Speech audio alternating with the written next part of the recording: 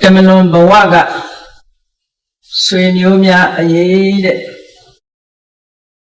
Yamasabima Bawana Badavira, Nabu Quetavi of Yonishi, Yamo Bawad, Temelon Bawad. Bawadaku Yashi Lade Bugu, Lessi Bawama. And that is as she needed a chamber saying, Damn Yamo Bawad of Yor. Palis having got data Dhamma Suram Yamo Union Jara. A good Lessi Bawama. Then she teaches she needed a Bugurian, Yamo Bawama, she needed a head of Yor. He can go look. Yamo Wadaku, so that Wabi Sure Kajaro. Temelon Bawa of Yor. Temelon Bawa Palisa Bima, Tampraya. Tampraya Sura. Divaga Nivio, Twayame Bawadaku, Yinyumio, Tampraya, Jerotone. Kayolo, Yamo Bawama, Chite, a chini got the cook. Temelon Bawama, Chiame, a chini got the cool. A chini Nayaku, Quetabilo, Pobiali Ship. What is a hotel of get a diary de Maneve? Yamo Bawama, Yasi Nide, a Chugu, Chiposita, Dayade. Temelon Bawama, Yashi Kazayame, a Chugu, Chiposita, Dayado. Hello, you quite having horror. Data Dama Hita, Yamo Bawama, a Chub Chitonsi, a Jaudia. Tambraya Hita, Temelon Bawama, a Chub Chitonsi, a Jaudia. No, I do that. Yamo Bawa Adreda, a little jara, Mohu, Temelon Bawa Adreba, a little jara. The drink of a scene at the children Zanyara. Eh, Temelon Bawa a Yego, since I late Mashija. Yamo Bawa Chana in Pio, Nawa Kodira, Mamma Hene, Subiro. Go down Mayumji, the Bobo. Comedy Usul do the Maro, no? Now what go did a mamma who ruled in Nebuga, now what? Comedy, the duty Madono Meji Pong. Coachondria make a comedy of the duty, the Duma Dimamo, Codima, Hogan. Eh, the Yamolo. Yes, of Yaga. Jiti, Damisa, your at all, your Sato, Tamra, Hiko. Atavi, Tamaya, Dira, Panidodi, Powers, and these. Didn't I on each Didi Damisa, your atom, Yamawama, Yashiyame, a Jew. Yosato Tamra, Ego, Tamalawama, Yashiyame, a Jew.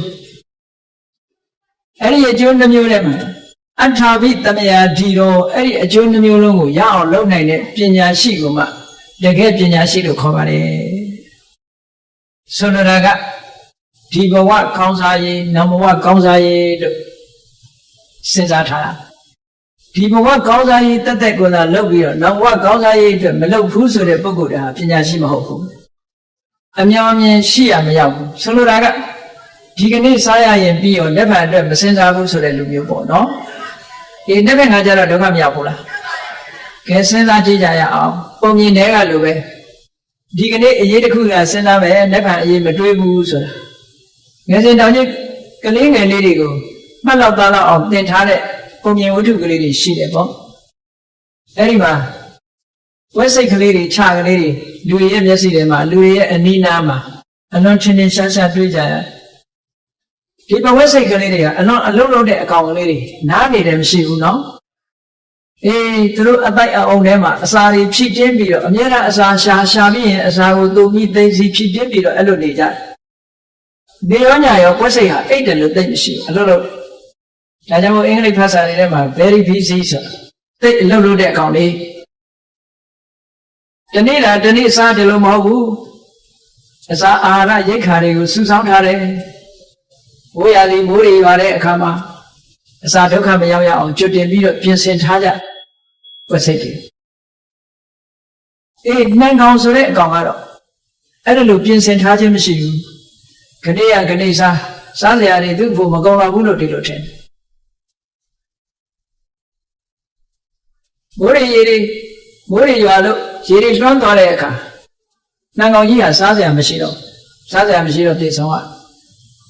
Abile, do a Napa, Madrid, Dignity, Madrid, no? ဘဝစိတ်လေးတွေကဒီကနေ့အရေးတွေမကဘူးနက်ဖြန်အရေးပါတွေးတယ်ဒီကနေ့လဲဝါအောင်စားမယ်နက်ဖြန်အတွက်လည်းပဲရှိစေရမယ်အဲ့ဒီသဘောပဲမြတ်စွာဘုရားကဒိဋ္ဌဓမ္မေစရောအထောင်းမြတ်ဘဝမှာရရှိရမယ့်အကျိုးရောစထောသမ္မာယိကိုတမန်တော်ဘဝမှာရရှိနိုင်တဲ့အကျိုးအထာဝိတမေယဒီတော်ပညာရှိပုဂ္ဂိုလ်ဆိုတာအဲ့ဒီအကျိုးနှမျိုးလုံးကိုရအောင်ကြိုးစားရမယ်အဲ့ဒီလိုအကျိုးနှမျိုးကိုရအောင်ကြိုးစားနိုင်တဲ့ပုဂ္ဂိုလ်မှာတကယ်ပန္တိတာပညာရှိတဲ့ပုဂ္ဂိုလ်လို့ဒီလိုတတ်မှတ်ရမှာအဲ့တော့ဘုန်းကြီးတို့တွေဟာမြတ်ဘဝအကျိုးအတွက်လည်းအလုံးလုံးကြရမယ်တမန်တော်ဘဝအကျိုးအတွက်လည်းပဲပြင်ဆင်ထားကြရမယ်လို့ဒီလိုပြောတယ်လူတိုင်းလိုပဲကိုမိသားစုဆိုလို့ရှိရင်တော့ဘိုးဘွားကစားမယ်ဆိုရင်လူတိုင်းမှာတမန်တော်ဘဝရောက်သွားကြတဲ့ဆွေတွေမျိုးတွေမရှိဘူးလားရှိတယ်ဒီဘဝမှာအတူနေရတဲ့ဆွေတွေမျိုးတွေရှိတယ်လို့ပဲဒီဘဝကဆုံးသွားသွားလို့တမန်တော်ဘဝရောက်သွားကြတဲ့ဆွေတွေမျိုးတွေလည်းရှိနေကြတယ်မိသားစုတစ်ခုတည်းပဲကြည့်ဘုန်းကြီးတို့မိသားစုပါဒီကောင်မောင်နှမ12ယောက်ရှိတယ်12ယောက်တည်းကမျက်မှောက်ဘဝမှာရှိတာ4ယောက်ပဲရှိတော့အဲ့တော့ကျန်တဲ့ပုဂ္ဂိုလ်10ယောက်ကတမန်တော်ဘဝရောက်သွားကြတယ်အဲ့ဒီတမန်တော်ဘဝရောက်သွားတဲ့ဆွေမျိုးတွေရဲ့အရေးကိုဘယ်လိုစဉ်းစားမလဲလူတိုင်းဟာတမန်တော်ဘဝရောက်သွားတဲ့ဆွေမျိုးတွေရဲ့အရေးကိုစဉ်းစားကြတယ်စဉ်းစားပုံစဉ်းစားနည်းကြတော့မတူကြဘူးတယောက်နဲ့တယောက်ဒီမျိုးရဲ့ဓလေ့ထုံးတမ်းဆင်လာအားလျော်စွာဆောင်ရွက်လုပ်ကြရတာရှိတယ်ပေါ့ဘုရားဘာသာမြန်မာလူမျိုးတွေကတော့တမန်တော်ဘဝရောက်သွားတဲ့ဆွေမျိုးတွေအတွက်ကုသိုလ်ကောင်းမှုတွေလုပ်ပြီးတော့နားလေတို့နှစ်လေတို့ဒီလိုလုပ်ပြီးတော့ကုသိုလ်ကောင်းမှုတွေလုပ်ပြီးတော့ဆွေမျိုးတွေကိုအမတ်တရားအနေနဲ့ကုသိုလ်ကောင်းမှုတွေလုပ်ပြီးတော့ပေးကအမြတ်တမ်းပေးဝေလေးရှိတယ်ဟုတ်လားအမြတ်တမ်းပေးဝေကြတယ်ဒါကအစဉ်လာတစ်ခုပေါ့ဘုရားဘာသာဝင်ဖြစ်လင်ကစားမိမိတို့ရိုးရာအစဉ်အလာရဆွေမျိုးတွေနဲ့တမန်တော်ဘုရားကဆွေမျိုးများအရေးကိုကုညီဆောင်ရွက်ပေးနေတဲ့အလေးအထားတွေဟာနိုင်ငံတိုင်းမှာလိုပဲဘာသာတိုင်းမှာလိုပဲလူမျိုးတိုင်းမှာလိုပဲရှိကြတယ်တမန်တော်ဘဝကဆွေမျိုးတွေအရေးနဲ့ပတ်သက်ပြီးတော့ဆောင်ရွက်ကြတယ်တချို့နိုင်ငံခြားတိုင်းပြည်များမှာအနောက်တိုင်းကလူတွေဆွေမျိုးတွေကံတော်နှိမ့်စာရောက်သွားတဲ့နှစ်ပတ်လည်အခါသမယမှာသူတို့တင်ကြိုင်ကလေးသွားပြီးတော့ပန်းချင်းကလေးတွေဗာလေးတွေချကြတယ်ပေါ့ဒါလည်းပဲတမန်တော်ဘဝကဆွေမျိုးတွေရဲ့အရေးကိုစဉ်းစားပေးတာပဲပေါ့ပန်းချင်းကလေးတွေချပြီးတော့ဆွေမျိုးတွေကိုအမှတ်ရကြောင်းပြသကြတယ်သို့တော့ပန်းချင်းကလေးချပြီးဆွေမျိုးတွေကိုအမှတ်ရကြောင်းပြတာဟာတမန်တော်ဘဝကဆွေမျိုးတွေအတွက်အကျိုးရှိနိုင်သလားအထောက်အကူဘာများဖြစ်သလဲဒီဘဝပုဂ္ဂိုလ်တွေကတော့ဓမ္မတော်ဘဝဆွေမျိုးသားချင်းတွေကိုအမှတ်ရလို့ပန်းချင်းကလေးသွားချရလို့ရှိရင်တော့အလွမ်းပြေမှာပေါ့ဒါပဲရှိမှာဟုတ်ကဲ့လားဒီဘဝနေတဲ့ပုဂ္ဂိုလ်တွေကတော့အလွမ်းပြေကလေးသွားလို့ကြတာပေါ့မိဘတွေဆိုလို့ရှိရင်မိဘခေါင်းချသွားတဲ့နေရာသွားလို့ပန်းချင်းကလေးချလို့ထုံးတဆင်လာရရှိခိုးဥချမျက်ရည်ကလေးကြပြီးတော့တမန်တော်ဘဝကဆွေမျိုးအရင်ကိုမျက်ရည်ကလေးနဲ့စဉ်းစားတဲ့လူမျိုးတွေလည်းရှိတာအဲ့ဒီမျက်ရည်တစ်ဆက်ကြတဲ့မျက်ရည်ကလေးတွေကတမန်တော်ဘဝရောက်သွားတဲ့တမန်တော်ဘဝကဆွေမျိုးအတွက်အကျိုးရှိသလားစဉ်းစားကြရမှာပြောတာနော်တမန်တော်ဘဝဆွေမျိုးတွေရဲ့အရေးကိုစဉ်းစားပေးရအဲ့ဒီလိုလုပ်တာအကျိုးရှိသလားတချို့ကပုဂ္ဂိုလ်ကလည်းတမန်တော်ဘဝဆွေမျိုးသားချင်းတွေကိုရည်စူးပြီးတော့စီမီတွေပန်းတွေထွန်းပန်းတွေဖြူတန်းစီမီတွေထွန်းလို့အဲ့လိုလဲဆုတောင်းကြတယ်ခါရသူတိရောက်ပါစေတမန်တော်ဘဝမှာပျော်ရွှင်ချမ်းမြေ့ပါစေလို့ဆုတောင်းကြအဲ့ဒီလိုဆုတောင်းတာကရောအကျိုးဖြစ်ထွန်းမှုရှိရလားစဉ်းစားတဲ့စဉ်းစားမယ့်အချက်တွေကိုပြောတာနော်ဘုန်းကြီးတို့1989ခုနှစ်ကဂျပန်နိုင်ငံရောက်သွားဂျပန်နိုင်ငံမှာအိုဆာကာဆိုတဲ့မြို့နားမှာကိုယာဆန်ဆိုတဲ့တောင်ပေါ်မြို့တစ်မြို့ရှိတယ်အဲ့ဒီကိုယာဆန်မြို့ကကိုယာဆန်ဆိုတဲ့တောင်ပေါ်မှာဂျပန်ဘုန်းကြီးကျောင်းတွေအများကြီးရှိအဲ့ဒီကိုယာဆန် မြို့မှာအကြီးဆုံးအကျယ်ဝန်းဆုံးကတော့ဘာလို့ဆိုတင်ကြကြီးပဲအဲ့တင်ကြကြီးလည်းရှောက်ပြီးတော့ကြည့်မယ်ဆိုလို့ရှိရင်မဆုံးနိုင်ဘူးဓမ္မလုံးဘဝကပုဂ္ဂိုလ်တွေရဲ့အရေးအတွက်ဆောင်ရွက်ထားကြတာမဆုံးနိုင်ဘူးပစ္စံတတ်နိုင်ရင်တတ်နိုင်တယ်လို့ဘယ်လိုရွေချက်နဲ့လုပ်တယ်ဆိုတာတော့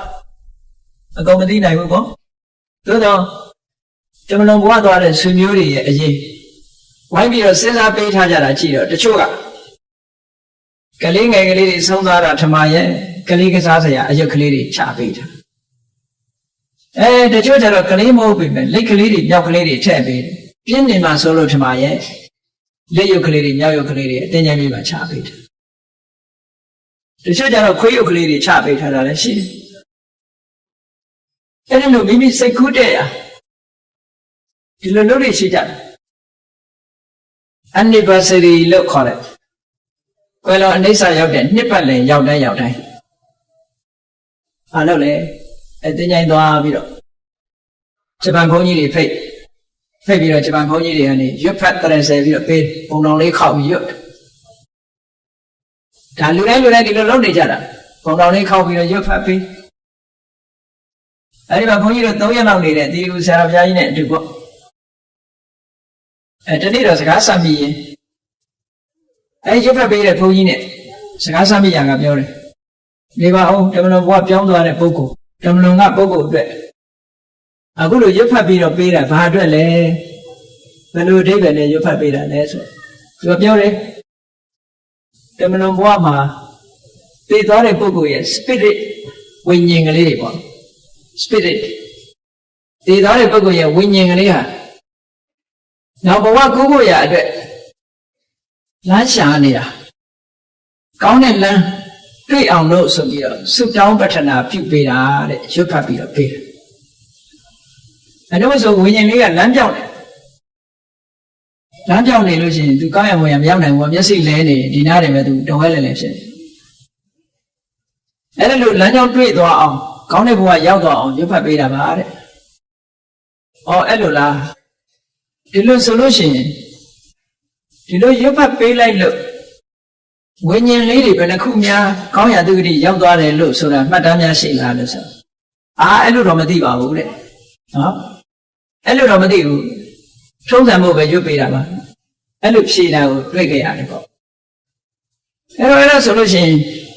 အကျိုးရှိလို့ရှိ냐ရမ်းလောက်ထားလို့ဆိုတာပြောလို့မရဘူးလားကျိုးရှိမရှိဘယ်သူမှမပြောနိုင်ဘူးတမလွန်ဘဝရောက်သွားတဲ့ပုဂ္ဂိုလ်ကလည်းဘယ်နေမှလည်းမသိဘူးသို့သောအကျိုးရှိလို့ရှိ냐ဆိုရင်တမလွန်ဘဝကဆွေမျိုးသားချင်းတွေရဲ့အရေးကိုစဉ်းစားပေးပုံကတစ်မျိုးပေါ့နယ်သာလန်နိုင်ငံရောက်တော့နာဒန်ဆွဲမြို့လေးနေနာမှာတောကြီးတစ်ခုဖြတ်လိုက်တာနဲ့တပြိုင်နက်ဟိုဘက်မှာသုတ်တန်ကြီးတစ်ခုရှိဟိုသုတ်တန်ဆိုရင်မဲ့ကျောင်းဆရာမကောင်းဘူးတန်တန်ပြန်ပန်းဝိရင်ကြီးတော့လောက်ထားအဲ့ဒီမှာထူးထူးခြားခြားဘာတွေ့တော့ဆိုသုတ်တန်အဝင်ဝါနောက်မှာတစ်ပင်ကြီးတွေဟာတစ်ကိုင်းကြီးတွေကဘာနဲ့တူလုံးဆိုလို့ရှိရင်စံပင်ဖားရချထားတာနဲ့တူတယ်တစ်ကိုင်းကြီးတွေကအပေါ်မတက်ဘဲနဲ့အောက်ကိုလဲပြားပြီးတော့ကားထွက်တယ်နော်စံပင်ဖားရချထားတဲ့ပုံစံအဲ့ဒီတစ်ပင်ကြီးတွေကိုသူတို့ဘယ်လိုခေါ်တော့လို့မေးတော့ weeping tree တဲ့ငိုးနေတော့တစ်ပင်ကြီးများလို့ဒီလိုခေါ်တယ်အဲ့ဒီတော့သုတ်တံမှာငိုးနေတော့တစ်ပင်ကြီးများရဲ့အောက်မှာတောယုံကလေးတွေခိုအောင်ပြီးတော့နေကြတယ်သုတ်တံနဲ့လက်ပြီးတော့ကြည့်လိုက်တဲ့အခါမှာခဏကပန်းချင်းကလေးတွေချထားတာရှိတယ်အယုတ်ကလေးတွေချထားတာရှိတယ်နာမည်လေးတွေရေးထားတာရှိတယ်ဘယ်ဒီဘယ်ရက်ကဘယ်သူကွယ်တော်လေးစားရောက်သွားသည်ဆိုတာလေးတွေရေးထားတယ်မှတ်တမ်းလေးတွေကြောက်စာလေးတွေကြောက်ပြားလေးတွေကတ်ထားတယ်တမလွန်ဘဝကဆွေမျိုးများရဲ့အရေးကိုဒီလိုဆောင်ရွက်ထားကြတယ်အဲ့ဒီဆောင်ရွက်မှုတွေကဒီဘဝနေတဲ့ပုဂ္ဂိုလ်အတွက်အလွမ်းပြေလေးတော့ဖြစ်ကောင်းဖြစ်လိမ့်မယ်နောက်ဘဝအတွက်အကျိုးရှိမရှိတမလွန်ဘဝကပုဂ္ဂိုလ်အတွက်အကျိုးရှိသလားမရှိဘူးလားဆိုတာတော့ဘယ်သူမှမပြောနိုင်ဘူးဟုတ်ကဲ့ဒီချို့မြန်မာနိုင်ငံမှာတွေ့ရပူတာပေါ့ Chinese tradition တရုတ်မျိုးသားမျိုးကွယ်လွန်နေစာရောက်သွားတဲ့အခါကျတော့တမလွန်နေစာရောက်သွားတဲ့တမလွန်ဘဝရောက်သွားတဲ့ဆွေမျိုးသားချင်းအတွက်ဝေစက်ကူတွေပတ်စံအတုပေါ့လေအစ်စ်တော်လည်းလုံးလို့မရဘူးဝေစက်ကူအတုတွေမိရှုပ်ပြီးတော့ပေးလိုက်အတွက်နောက်ဘဝသုံးဖို့အတွက်နော် သို့တော့တမန်တော်ကပါသွားတာတော့ဘာမှမမြင်ဘူးဒီရှုပ်လိုက်တာလည်းပဲပြာဖြစ်သွားတာပဲတွေ့လိုက်ရတယ်လမ်းမှာလည်းခင်းသွားတယ်စာရွက်တွေဘာတွေတော့မသိဘူးပေါ့ဝတ်ဖို့စားဖို့ဆိုပြီးတော့အဝတ်တွေအစားတွေလည်းပြည့်စုံအောင်ထည့်ပြီးတော့ညီတဲ့မြုပ်ပေးလိုက်ကြတယ်သို့တော့ညကြတော့သုတ်တန်ဆောင်တွေတို့ဘာတို့သူ့ဘာရစာတွေကဖော်ပြီးတော့ကောင်းတာတွေယူလိုက်ကြဟိုလူတော့တုံးလုံးပဲခြံရတာရှင်းကဆိုရင်ပို့ပြီးတော့ဟိုလေးဖြစ်သေးတယ်နောက်ဘဝမှာတဲ့နေဖို့ထိုင်ဖို့အတွက်စီးဖို့ရင်နေရောထည့်ပေးလိုက်တယ်အမျိုးစုံပဲဒါတွေကတော့သုတ်တန်တစ်ခုကိုသင်္ကြန်တစ်ခုကိုလေ့လာကြည့်မယ်ဆိုလို့ရှိရင်လူသားမျိုးနွယ်တွေဟာအမျိုးမျိုးစိတ်ကူးချမ်းစပြီးတော့တမန်တော်ဘုရားကဆွေမျိုးတွေရဲ့အရေးကိုဆောင်ရွက်နေကြတာဒီကနေ့အထိပဲဒီကနေ့အထိဆောင်ရွက်နေကြတယ်အဲ့ဒီဆောင်ရွက်တဲ့များတွေဟာတကယ်ကောအကျိုးရှိပါလားစဉ်းစားတဲ့နဲ့ဒါတော့မစဉ်းစားဘဲနဲ့ဆောင်ရွက်နေတာတွေအများကြီးပဲလောကကြီးမှာတကယ်အကျိုးရှိမရှိမသိဘဲနဲ့လုပ်နေကြတာတွေမများဘူးလားများတယ်မှတ်စပြီးတော့လုပ်နေတာဒီလိုလုပ်တာဘာအကျိုးရှိတယ်ဆိုတာစဉ်းစားတဲ့နာပေါ့အခုမြန်မာပြည်မှာလုပ်နေတာလေးတွေရှိသေးတယ်သေတဲ့လူကသေသွားပြီဘာလုပ်လဲမွေးနေ့တွေလုပ်နော်သေသွားတဲ့ပုဂ္ဂိုလ်အသက်100ပြည့်မွေးနေ့ဆိုတော့သေတဲ့ပုဂ္ဂိုလ်ကအသက်100ရှိပါအောင်မလားလူတယောက်ကသေသွားပြီဆိုပါစို့80 80လောက်ကသေသွားပြီသူ့ရဲ့မွေးနေ့အနှစ်100ပြည့်ဆိုပြီးတော့နောက်အနှစ်20လောက်ကျန်တော့လုပ်တယ်တခါတရံကျတော့ဒီလူကရှိသေးလို့လားတကယ်အသက်ရှင်နေတာလားဆိုတော့မဟုတ်ဘူးသေတာဖြင့်ကြာပြီအယိုးတော်ဆွေးသွားပြီသို့တော့မွေးနေ့ဆိုပြီးတော့လုပ်မွေးနေ့လုပ်ပြီးကုသိုလ်ကောင်းမှုလုပ်ရင်တော့ကုသိုလ်တော့ရတာပေါ့ကုသိုလ်ရပါတယ်အမတ်တရားလည်းဖြစ်တော့ဖြစ်တာပေါ့သို့တော့အဲ့ဒီလူကအသက်တရားဟုတ်ပါမလားသူသေတာက80လောက်ကသေသွားတယ်ဆိုသူဘယ်လိုလုပ်ပြီးအသက်တရားပြည့်မလို့မပြည့်ဘူးပေါ့နိုင်ငံခြားမှာဗမာပြည်မှာတော့သိပ်မတွေ့ရပါဘူးကြော်ညာစိမ်းတွေကြီးလို့ထင်ပါရဲ့နိုင်ငံခြားမှာဆိုတော့စင်ကာပူတို့မလေးရှားတို့ရောက်တဲ့အခါမှာသတင်းစာကြီးတွေကြည့်လိုက်လို့ရှိရင်လွမ်းပြထားတဲ့သတင်းတွေအများကြီးဓာတ်ပုံအချီးကြီးတွေနေတယ်ဗမာပြည်မှာလည်းတစ်ခါတော့တွေ့ပါတယ်ခုမှကျတော့ပုံများတယ်ဘယ်နှစ်ပြည့်သွားပြီမေးလို့မရသေးဘူးဆိုတဲ့အလွမ်းစာတွေအလွမ်းကြပြားတွေနဲ့ဓာတ်ပုံကြီးတွေနဲ့ဖော်ပြနေတာရှိတယ်တွေ့ဖို့ကြပါလိမ့်မယ်အလွမ်းကြပြားတွေစာစီပြီးတော့လွမ်းပြထားကြတယ်မလွမ်းနိုင်ဘူးလားဆိုတော့လွမ်းတော့လွမ်းနေတာပေါ့ဒါပေမဲ့လို့လွမ်းပြလိုက်လို့ရတဲ့အကျိုးတရားကကိုယ့်အတွက်ဖြစ်သိမ့်စရာလေးတစ်ခုလို့ဖြစ်ကောင်းဖြစ်မယ်တမန်တော်ဘုရားကဆွေမျိုးတွေအတွက်ဘာဖြစ်မလဲဘာမှဖြစ်ကိုယ်ကလွမ်းသူကလွမ်းညင်မှာလွမ်းဟုတ်ကဲ့ကိုယ်ကလွမ်းပြီးသူကလွမ်းညင်မှာလွမ်းမယ်ဆိုတာတကယ်ပဲကြားဖို့ကြပါလိမ့်မယ်ဘုရင်ကြီးတစ်ပါးကသူ့ရဲ့မိဖုရားအမတန်ချောင်းပေါင်းလာပါတယ်မိဖုရားငယ်ငယ်ရွယ်ရွယ်သိဆုံးသွားတဲ့အခါကျတော့ဒီရုပ်အလောင်းကိုမစွန့်ပြစ်ရဲလို့မပုတ်မတော့အောင်လုပ်ပြီးတော့မှန်ကောင်းနဲ့ထည့်ပြီးတော့ထမင်းမစားနိုင်မတောက်နိုင်မအိပ်နိုင်အဲ့ဒီအလောင်းသားမှာပဲထိုင်ပြီးတော့ဘုရင်ကြီးဟာတငုံကိုတယူယူလုပ်တယ်ဘယ်သူမှနားချလို့မရဘူးသိသွားတဲ့ပုဂ္ဂိုလ်ဆိုတာပြန်ခေါ်လို့လည်းရတာမဟုတ်ဘူးနားချလို့မရဘူးနောက်ဆုံးကျတော့ပညာရှိမတ်တွေကဥယျာဉ်ထဲမှာရောက်နေတဲ့ပညာရှိယသိကြီးတစ်ပါးကိုတွေ့တော့အဲ့ဒီယသိကြီးကိုပင့်ပြီးတော့နားချခိုင်းရတယ်ယသိကြီးကပြောတယ်တဲ့ရှင်မင်းကြီးဘယ်လိုကိုလွမ်းနေတာတော့ရှင်ပြပြားလေးကိုလွမ်းနေတယ်အဲ့ဒီပြပြားလေးပဲရောက်နေတယ်ဆိုတာသိလားမသိဘူးရှင်ပြပြားသိရင်ပြောစမ်းပါသိတယ်ငါမင်းပြပြားလေးဥယျာဉ်ထဲမှာရောက်နေတယ်လူတော့မဟုတ်ဘူးနောက်ချီဖို့တို့လူဘဝတွေမှာလည်းအလှပြင်းနေတာနဲ့အချိန်ကုန်တယ်တေတော့နောက်ချီဖို့တို့ဖြစ်တယ်ဘီကြီးကသာလွမ်းနေတယ်ဟိုကနောက်ချီဖို့တို့ဘဝမှာနောက်ချီဖို့တို့ဘုံကြီးနဲ့ဟိုမှာနောက်ချီဖို့တို့ဘုံကြီးရဲ့ရှေ့ကသွားလူကနောက်ကလိုက်နောက်ဘဝမှာအတွဲနဲ့သူကဖြစ်နေဒီကကိုတော်မြတ်ကအလောင်းကိုမစောင့်နိုင်ဘူးတငုံကိုတူယူလို့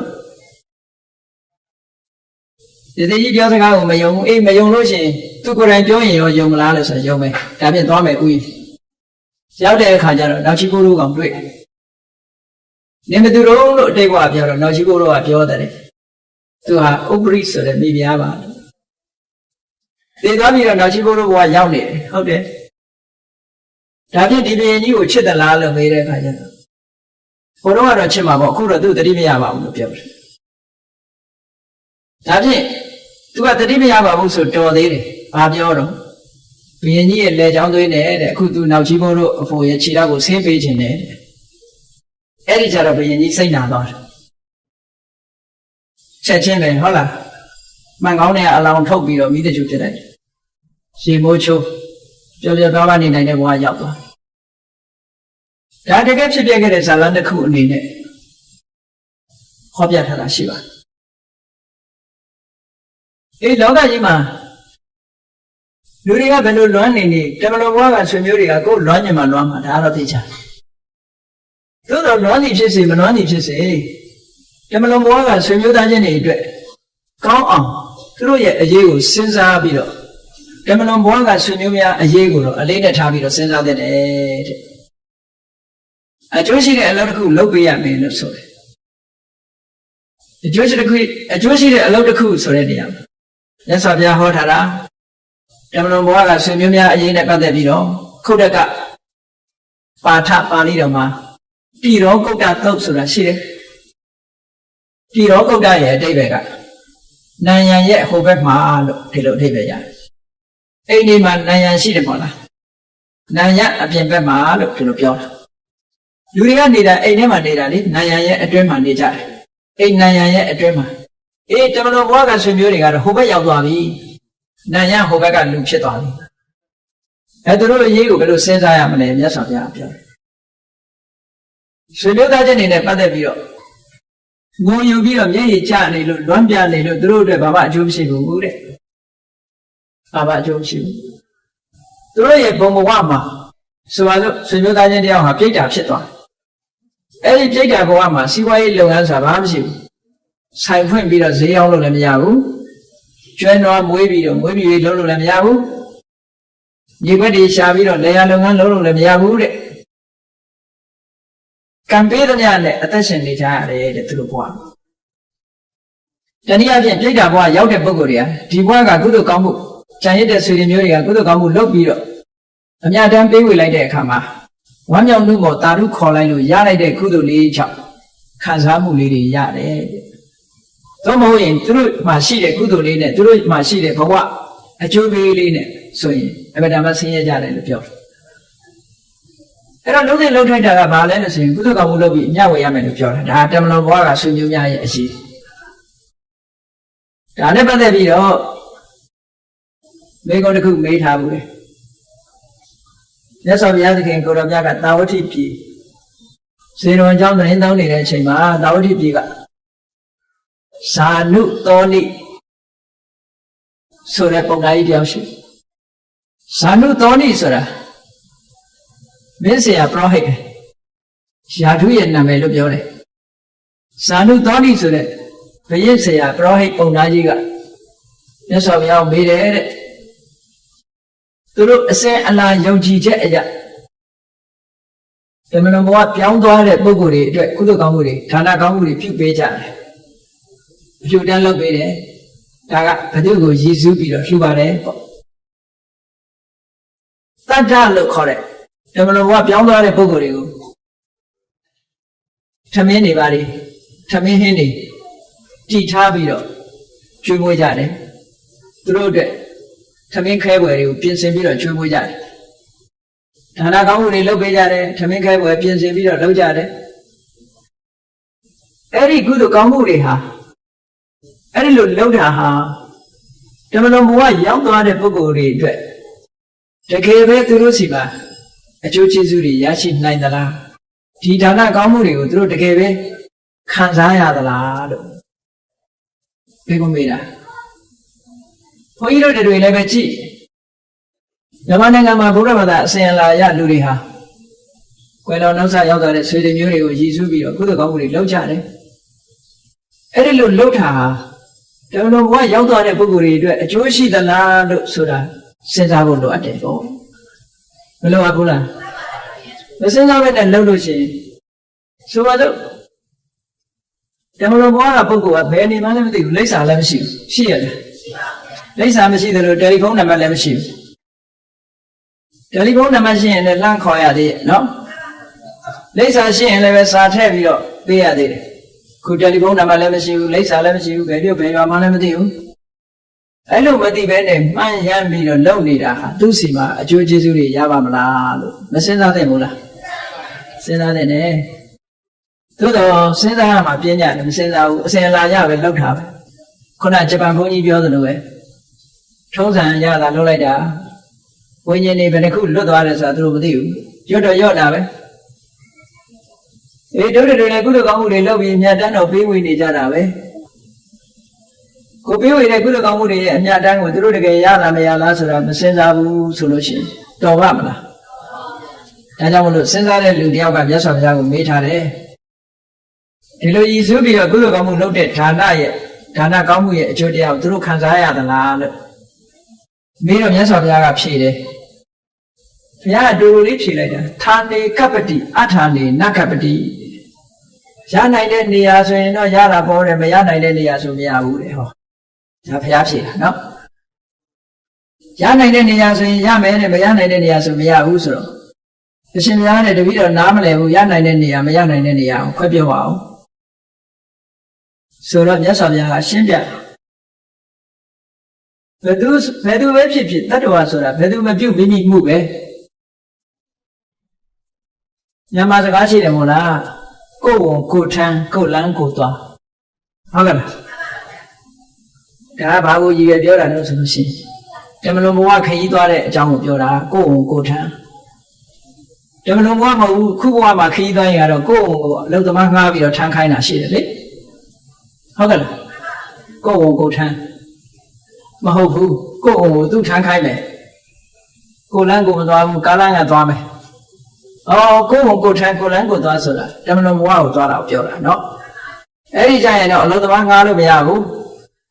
အလုပ်သမားငှားလို့မရသည့်အတွက်ကြောင့်ကိုယ်ဝန်ကိုထမ်းပြီးသွားရမယ်ကိုလုပ်တဲ့ကံအားလျော်စွာဓမ္မလွန်ဘဝရောက်ရှိပြီးတော့သွားမယ်ထိုရောက်တဲ့အခါမှာလည်းပဲဝိညာဉ်အနေနဲ့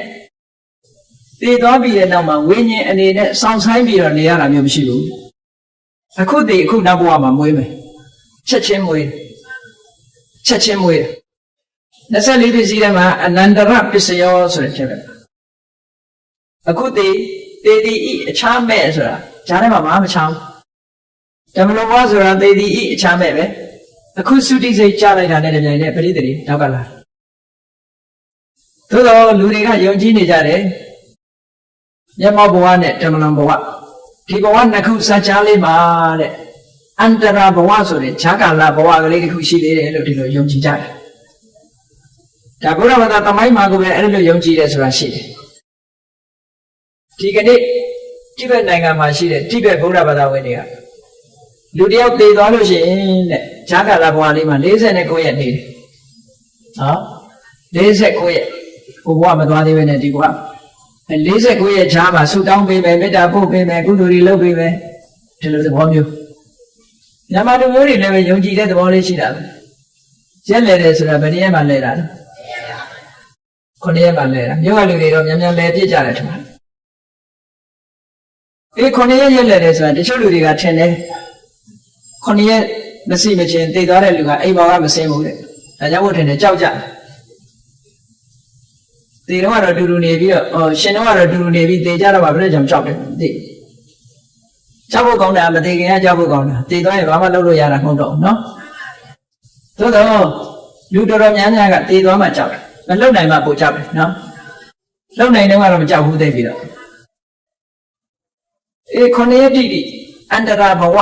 ဈာကာလဘဝကြီးတစ်ခုရှိတယ်လို့အန္တရာဘဝဝါဒီဆိုတာရှိတယ်ဒါကြောင့်မို့လို့အဘိဓမ္မာကျမ်းထဲမှာဝိသီပုတ်ပိုင်းလို့လည်းခေါ်တယ်ဘုံပိုင်းလို့လည်းခေါ်တယ်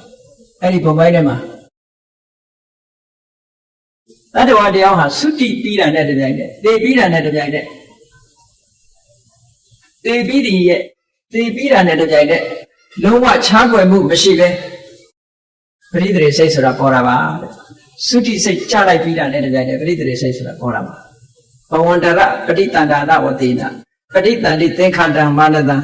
ဥပ္ပစ္စမာနမေဝပဋိဋ္ဌာတိဘဝန္တရေတဲ့သရေစိတ်လေးပေါ်လိုက်ကြတဲ့တမလွန်ဘဝရောက်သွားပြီတဲ့တမလွန်ဘဝရောက်နေပြီဘုန်းကြီးတို့တွေလည်းဟိုဘဝကသေးလာတာဒီဘဝအသက်50ရှိရင်သေးလာတာ50ရှိပြီဒီဘဝအသက်60ရှိတဲ့သူကသေးလာတဲ့ဟာဘယ်လောက်ရှိပြီလို့အနည်း60ရှိလာပြီသေပြီးတာနဲ့တပြိုင်တည်းချက်ချင်းဖြစ်ကြတယ်ကံကြမ္မာအားလျော်စွာအချို့ပုဂ္ဂိုလ်တွေကဒီဘဝကူးတဲ့နေရာမှာအဓိကအဆုံးဖြတ်ပေးနေတာတွေကဘာလို့လဲလို့ဆိုရင်သူစရိုက်နဲ့ဒုစရိုက်ပဲမြတ်စွာဘုရားရဲ့ဒေသနာတော်တွေကိုလေ့လာပြီးတော့ကြည့်မယ်ဆိုလို့ရှိရင်ဒုစရိုက်လုပ်တဲ့ပုဂ္ဂိုလ်တွေကငရဲတရိစ္ဆာန်ပြိတ္တာဆိုတဲ့အပေပုံတွေမှာသွားတယ်သူစရိုက်တွေကအကျိုးပေးတာလူပုံနတ်ပုံမှာအကျိုးပေးတယ်ဒုစရိုက်ကငရဲတရိစ္ဆာန်ပြိတ္တာမှာအကျိုးပေးတယ်အားလုံးသိတဲ့အတိုင်းပဲဒုစရိုက်10ပါးအဲ့ဒီဒုစရိုက်10ပါးဆိုတဲ့ထဲမှာစိတ်ထဲမှာဖြစ်တဲ့ဒုစရိုက်ကိုသိပြီသူတွေကအသိမှမထားကြဘူးနော်ဉာဏ်နေတာဒုစရိုက်လို့ထင်တာစိတ်ထဲမှာဖြစ်တဲ့ဒုစရိုက်ကဘာလဲအဘိဇ္ဇာပြာပါဒမိစ္ဆာဒိဋ္ဌိအဘိဇ္ဇာဆိုတာသူများပိုင်တဲ့ပစ္စည်းကိုကိုယ်ပိုင်ဖြစ်ချင်တဲ့အတွေ့လောဘနဲ့တွေ့တဲ့အတွေ့သူပစ္စည်းကိုပစ္စည်းလုပ်ချင်တဲ့အတွေ့အဲ့ဒီတွေးယုံနဲ့ပဲဒုစရိုက်ဖြစ်သွားပြီအကုသိုလ်ဖြစ်သွားပြီကာမပဋ္ဌာပြောင်းသွားပြီဇာကပြောစရာမလိုသေးဘူးခန္ဓာကိုယ်ကလှုပ်တာမဟုတ်သေးဘူးကိုယ်ဒီလည်းအောင်လှုပ်တာမဟုတ်ဘူးဒီအတွေးလေးတွေးပြီးလိုက်တာနဲ့တပြိုင်တည်းအဘိဇ္ဇာဆိုတာဖြစ်သွားအဲ့ဒါဒုစရိုက်ဖြစ်သွားတယ်ဒုစရိုက်ဒီအဲ့ဒီလောဘဒီတာမန်စေရနာကိုခေါ်ရတဲ့ကံမျိုးမဟုတ်ဘူးဒီလောဘကိုယ်တိုင်းကိုယ်ကအဘိဇ္ဇာဆိုတဲ့လောဘကိုယ်တိုင်းကိုယ်ကကံဖြစ်သွားပြီလို့ပြောတယ်ကံဖြစ်သွားရင်အကျိုးပေးတော့မှာပေါ့ဟုတ်ကဲ့လားထို့တူပဲဗျာပါဒရိုးရိုးစိတ်ဆိုးတာမဟုတ်ဘူးဒီလူဒုက္ခရောက်သွားပါစေတည်သွားရင်ကောင်းပါပဲပျက်စီးသွားရင်ကောင်းပါပဲဆိုတဲ့ဒီအတွေးလေးတွေးလိုက်လို့ရှင်ဗျာပါဒဖြစ်သွားတယ်အဲ့ဒီဗျာပါဒအတွေးလေးဟာကံအရာမြောက်သွားလို့သူ့ကိုမနောတုစရိုက်အကုသလကမ္မပဋ္ဌာန်းလို့ခေါ်တယ်ဟောအကျိုးပေးသွားပြီသူကအကျိုးပေးဖို့အခြေအနေဖြစ်သွားနောက်တစ်ခုကမိစ္ဆာဒိဋ္ဌိတွေးလိုက်တယ်ကံကံရဲ့အကျိုးဆိုတာမရှိဘူးကံတရားတွေရဲ့အကျိုးမရှိဘူးဆိုတဲ့နတ္ထိကဒိဋ္ဌိကုသကံအကုသကံတို့ရဲ့အကျိုးကိုညှင်းပယ်တယ်ဒီဘဝဟိုဘဝကိုညှင်းပယ်တယ်အမေဖေကိုညှင်းပယ်တယ်အမေဖေပေါ်မှာပြုလုပ်တဲ့ကုသိုလ်ကောင်းမှုကျေးဇူးပြုမှုစော်ကားမှုတွေကိုညှင်းပယ်တယ်သိပြီးပြန်ဖြစ်တယ်ဆိုတာကိုညှင်းပယ်တယ်လောကကြီးကိုထူးထူးခြားခြားသိမြင်ပြီးတော့အကျဉ်းမှန်နဲ့လောကကြီးအကြောင်းကိုပြောပြနိုင်တယ်ဖျားရှိတယ်ဆိုတာကိုညှင်းပယ်တယ်အဲ့ဒီညှင်းပယ်တဲ့အတွေးတွေတွေးမိလိုက်တဲ့ပုဂ္ဂိုလ်ကမိစ္ဆာဒိဋ္ဌိသူ့အတွေးတွေမိစ္ဆာဒိဋ္ဌိခေါ်တယ်အဲ့ဒါဘုဒ္ဓကာယဒိဋ္ဌိတို့ဘာလို့လဲမဆိုင်ဘူးမနောတုစရိုက်ထဲမှာပါတယ်အဲ့ဒီမိစ္ဆာဒိဋ္ဌိဒီညှင်းပယ်တဲ့အတွေးတွေးပြီးလိုက်တာနဲ့တကယ်နဲ့မိစ္ဆာဒိဋ္ဌိဖြစ်သွားတယ်အဲ့ဒီမိစ္ဆာဒိဋ္ဌိဒီကံအရာမြောက်သွားပြီလို့ဆိုတာဒါမနောကမနောတုစရိုက်အပေကိုကြစေနိုင်တယ်ငရဲမှာဖြစ်စေနိုင်တယ်တိရစ္ဆာန်ဘဝရောက်စေနိုင်တယ်ပြိတ္တာဘဝရောက်စေနိုင်တယ်ပေါ့ဒီအကုသိုလ်ကနော်ဟောနောက်ကပြောတဲ့အကုသိုလ်တွေလူတိုင်းသိတယ်မုဒ္ဒဝါဒပိဋကဝါစာပရုဒ္ဒဝါစာသမ္မပလာပအဲ့ဒါကနှုတ်ကပြောတာစိတ်ထဲကဖြစ်ရုံနဲ့မကဘူးတခါကိုတိလက်ရောက်ကြတော့ပါဏာတိပါဒအဒိဏဒါနကာမိတုမိစ္ဆာစာရာဆိုတဲ့ဒုစရိုက်ဟောပေါင်းလိုက်တော့ဒုစရိုက်10မျိုးအဲ့ဒီဒုစရိုက်10မျိုးကိုပြုလုပ်ထားတဲ့ပုဂ္ဂိုလ်တွေဟာတေဒီအချမ်းမဲ့မှာဘယ်ပုံသွားရောက်ကြတော့ဆိုငရဲပုံရောက်သွားကြတယ်တဲ့အဲ့ဒီငရဲပုံရောက်သွားလို့ရှိရင်ငရဲပုံမှာရရှိထားတဲ့အနေအထားအတိုင်းပဲဒီဘဝမှာဆက်လက်ဖြစ်ပြီးတော့နေကြရတယ်ငရဲရောက်နေတဲ့ပုဂ္ဂိုလ်ကလည်းသူကနဲ့သူပဲငရဲမှာဆက်ပြီးတော့သူရှင်သန်နေမှာပဲငရဲပုံရောက်သွားလို့ရှိရင်တတ်လို့လည်းသိတာမဟုတ်ဘူးသူကကံမကုန်မချင်းမသိဘူးတဲ့ငရဲကနော်လက်ဖြတ်ခြေဖြတ်ဘယ်တော့တတ်မသိဘူးကံကုန်မသိတာသူကငရဲရဲ့သဘာဝကံမကုန်မချင်းလွန်လန်းမရှိဘူးဆင်းရဲတာတော့အလောင်းပဲမိတွေဘယ်တော့လောင်းငရဲပုံရောက်တဲ့လူကပြဖြစ်သွားအောင်မဖြစ်ဘူးပူတာပဲရှိမယ်သွေးရဲတန်ရဲသွေးတွေဘယ်တော့ထွက်သွေးလွန်တဲ့ယောဂနဲ့သိတယ်မရှိဘူးငရဲမှာနော်လက်တွေခြေတွေချမ်းလို့သွေးလွန်သွားတယ်ဆိုတာမရှိဘူးအတက်ကတော့ရှင်းနေတော့မယ်ကိုယ်သက်ပြင်းလို့မသက်ပြင်းလို့ကငရဲပြေမှာရှိတာဘယ်လိုဒုက္ခရောက်လို့မှမသိဘူးကံကုန်မှသိတယ်တတ်လို့သိရင်တော့လည်းငရဲကခဏလေးကျွတ်သွားမှာပေါ့အဲ့လိုမသိဘူးတဲ့သူကကောင်းပြီအဲ့ဒီငရဲရောက်သွားတဲ့ပုဂ္ဂိုလ်တယောက်ဟာသူကံနဲ့သူပဲယက်တည်နေမှာပဲတဲ့ဒီကနေပြီးတော့ကုသိုလ်ကောင်းမှုလုပ်ပြီးတော့အမြတ်တမ်းပေးဝေလို့ကတော့သူ့အတွက်ရောက်မှာမဟုတ်ဘူး ဒါကအထာဏတစ်ခုပဲဟုတ်ကဲ့လူတယောက်ဟာတည်သွားလို့အကုသိုလ်ကံကြောင့်ငရဲပြေရောက်သွားတယ်ငရဲဘဝမှာသူ့ဘာသူကံနဲ့သူပဲရပ်တည်နေလိမ့်မယ်ဒီကနေကုသိုလ်ကောင်းမှုလုပ်ပေးပြီပဲလို့ဒီကုသိုလ်ကောင်းမှုရဲ့အကျိုးကိုသူမခံစားရဘူးတဲ့ဘာလို့မခံစားရတာတော့လို့မေးလို့ရှိရင်သူနဲ့အဆက်အသွယ်ပြတ်သွားပြီဒီကုသိုလ်ကောင်းမှုလုပ်တာကိုသူသိပါမလားမသိဘူးမသိလို့တာတို့မခေါ်နိုင်ဘူးကုသိုလ်ဆိုတာပတ္တာနုမောဒနာအမြဝေလိုက်တဲ့အခါမှာပဋိဌာနအနေနဲ့အမြပေးဝေလိုက်တဲ့အခါပတ္တာနုမောဒနာလို့ဆိုတဲ့တာရုဆိုတဲ့ဝမ်းမြောက်မှုကိုတာရုခေါ်ပြီးလက်ခံလိုက်မှကုသိုလ်ဆိုတာရတာဒီတိုင်းမရဘူးဒါကြောင့်မလို့အမြဆိုတဲ့အခါတာရုနဲ့ခေါ်ကြရတာတာရုမခေါ်ပဲပါဇာပိတ်နေအမြမရဘူးနော်အေးတာရုခေါ်တာဟာဘာမှမရဘူးလို့တချို့ကထင်ကောင်းထင်လိုက်တယ်သူများကုသိုလ်ကောင်းမှုလုပ်လို့တာရုခေါ်တာဟာမရဘူးလို့ထင်ကောင်းထင်လိုက်တယ်တာရုခေါ်တဲ့အကျိုးလည်းရတယ်နော်ဘာဖြစ်လို့မရဘူးထင်တာတော့ဆိုအဆန်ရှိနေတဲ့ပုဂ္ဂိုလ်တယောက်ကိုမုံမိုးလေးတွေသွားပေးမယ်တရားနေရာမုံမိုးပေးမယ်ဆိုရင်အရာရောက်ပါမလားရောက်ဘူးသူ့အိမ်မှာလည်းစားစရာတွေရှိတယ်သွားပြီးတော့စားစရာလေးတစ်ခွက်ပေးလို့ရောအရာရောက်မလားမရောက်ဘူးအဲ့လိုမျိုးလိုပဲဟိုမှာစားစရာတွေပြည့်နေတဲ့အချိန်မှာတာရုခေါ်တာအတွက်ကဘာမှသူ့မှာအရာမထင်တယ်လို့ဖြစ်တယ်ပေါ့သို့တော့တတိထင်ရှားမှုမှာတာရုခေါ်တာအကျိုးပေးတယ်ဆိုတာ950ဇတ်ထဲမှာရှိတယ်နော်သင်္ခပုံနာဆိုတာဘုရားလောင်းမယ်ပင်လယ်ခရီးကိုဖြတ်သန်းတော့မယ်ဆိုတဲ့အခါမှာလမ်းမှာတွေ့ခဲ့တဲ့အရှင်မြတ်တစ်ပါးကိုအရှင်မြတ်တစ်ပါးဟာနေဘူးကျဲကြီးထဲမှာလမ်းပေါ်မှာပူတဲ့နေဘူးမြေကြီးမှာခရီးသွားတဲ့အခါကျတော့ကွာတာနဲ့ပူလုံးလို့အဲ့ဒီအချိန်မှာသူစီးလာတဲ့ဖနက်ကိုချွတ်ပြီးတော့တတ်တရဖြစ်အောင်တန်ရှင်းပွတ်တတ်ပြီးတော့ထိုအရှင်မြတ်ကိုဖနက်တရားလှူလိုက်တယ်နော်အဲ့ဒီဖနက်တရားလှူပြီးတဲ့အခါမှာသူကသင်္ဘောတက်တယ်သင်္ဘောပေါ်ရောက်တော့ခရီးဆက်တော့ပင်လယ်ထဲမှာမုန်တိုင်းနဲ့ပြီးပြီးတော့သင်္ဘောပြတ်ပါနေရောသူ့နောက်ကသူ့ရဲ့အဖော်သူ့ရဲ့အလုပ်ကျွေးတယောက်ပါဆရာကြီးနှစ်ယောက်သင်္ဘောပြတ်တဲ့အခါကျတော့သင်္ဘောကပြင်ချက်တစ်ခုကိုရလို့အဲ့ဒီပြင်ချက်ကိုမှီပြီးတော့သူတို့နှစ်ယောက်ပင်လယ်ထဲမျောနေ9ရက်လောက်တိတိမျောနေတဲ့အခါကျတော့သူ့ရဲ့ကုသိုလ်ကောင်းမှုကြောင့်ဖဏတ်လူခဲ့တဲ့ကုသိုလ်ကောင်းမှုကလာခဲ့တာသို့သောဇာလန်းထဲမှာတော့မဏိမေခလာနတ်သမီးလာခဲ့တယ်လို့ပြောတာနော်မဏိမေခလာကကုသိုလ်ကြောင့်ကယ်လို့ရတာကုသိုလ်ကြောင့်ဒီပုဂ္ဂိုလ်ဒုက္ခရောက်နေတာမြင်တာအနှုတ်ဆိုမမြင်ဘူးပြောရင်ကုသိုလ်ကခဲ့တာအဲ့ဒီကုသိုလ်ကံကြောင့်မဏိမေခလာနတ်သမီးကလာခဲ့တယ်တဲ့သင်္ဘောကြီးဖန်ဆင်းပြီးတော့ခုခေတ်တို့ပြောရတော့နိုင်ငံခြားသင်္ဘောတစ်စီးကတွေ့လို့ကဲလာခဲ့တယ်လို့ပဲပြောမှာပေါ့အဲ့ဒီမှာသူ့ကိုကဲတယ်ကဲပြီးမဲ့လို့သူ့နောက်ကပါလာတဲ့လူကိုတော့လှဲ့တော်မကြည့်ဘူးမကဲဘူးမကဲတော့ဘုရားလောင်းနေဆိုတာအမြဲတမ်းစဉ်းစားဉာဏ်ရှိတယ်သူကကုသိုလ်ကောင်းမှုမရှိဘူးတဲ့သူ့ကိုမကဲနိုင်ဘူးလို့ဆိုတော့ဘုရားလောင်းကငါတပည့်ငါသင်္ဘောတက်ခါလေးမှာဖဏတ်တရားလှူခဲ့တယ်အဲ့ဒီကောင်းမှုရဲ့ဖို့ကိုမင်းကအမျှဝေပါတယ်ဆိုတော့ဟိုလူကတာရုအဲ့ကြတော့မှအဲ့ဒီလူကိုကဲတယ်အဲ့ဒါတာရုအကျိုးပေးတယ်လို့ပဲမှတ်ထားတယ်ခုချိန်မှာလည်းပဲတာရုခေါ်ပြီးလို့ရှိရင်တာရုကအကျိုးပေးတာပဲနော်ကောင်းပြီငရဲချနေတဲ့တတ္တဝါတယောက်ဟာကိုယ်ဆွေမျိုးသားချင်းဖြစ်တယ်ဓမ္မတော်ဘဝရောက်သွားတဲ့ဆွေမျိုးသားချင်းတယောက်အနေနဲ့ဖြစ်အောင်အဲ့ဒီငရဲရောက်သွားတဲ့ဆွေမျိုးသားချင်းအတွက်ကတော့ဒီဘဝကကုသိုလ်ကောင်းမှုလုပ်ပြီးအမြတ်တမ်းပေးဝေလဲသူမရဘူးတဲ့သူကံတိုင်းပဲသူသွားတော့မယ်နောက်တစ်ခုကတော့အကုသိုလ်တွေလုပ်လို့တည်တဲ့အခါတိရစ္ဆာန်သွားဖြစ်တယ်တိရစ္ဆာန်ဖြစ်ရင်လည်းတိရစ္ဆာန်ဘဝမှာသူ့ဘာသူတိရစ္ဆာန်တွေရဲ့အစားအစာတိရစ္ဆာန်ဘဝမှာသူ့ဘာသူရပ်တည်မယ်ဒီဘဝကကုသိုလ်ကောင်းမှုလုပ်ပြီးတော့အမြတ်တမ်းပေးဝေလိုက်လေဒီကုသိုလ်ရဲ့အကျိုးသူရမှာမဟုတ်ဘူးနောက်တစ်ခါနောက်တစ်ယောက်ကတော့ကုသိုလ်ကောင်းမှုတွေသူလုပ်တယ်သူစရိုက်7ပါးအကျင့်တရားတွေကိုကျင့်ကြံကြိုးကိုအားထုတ်တယ်